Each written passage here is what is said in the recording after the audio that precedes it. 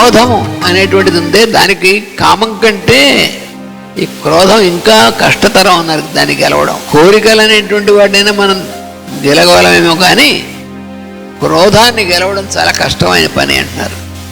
వాళ్ళ దగ్గర నుంచి పని కావాలి, అదే వాళ్ళ వల్ల ప్రయోజనం కావాలి అని వస్తువులు కానీ ప్రయోజనాలు కానీ ఏదైనా సరే ఇది కావాలనిపించడం కామం. అది కాకుండా ఎదుటి వ్యక్తి మీద మనకున్నటువంటి కోపం, క్రోధం అంటే కోపం కదా, ఈ రెండింటిని కంపేర్ చేస్తే కామాన్ని మనం జయించగలమేమో కానీ, అంటే మనకి ఈ కావాలి ఇది కావాలంటే కోరికలు మెల్లిగా మనం జయించడానికి అవకాశం ఉందేమో కానీ క్రోధం వాడు నాకు ఎంత అపకారం చేశాడు, అలా చేస్తాడా నన్ను అని ఎందుకంటే ఒక వ్యక్తి మీద మనకు ఉందనుకోండి కోపం మనసులో, మన మనసులోంచి ఆ కోపం పూర్తిగా పోవడం అనేటువంటి చాలా కష్టమైంది. కామక్రోధాల్లో కామమును గెలుచుట కన్నా క్రోధమును గెలుచడం కష్టతరము. క్రోధాన్ని జయించినటువంటి వాడు కామాన్ని జయించడం అంత పెద్ద కష్టంలో ఆటోమేటిక్గా జరుగుతుంది.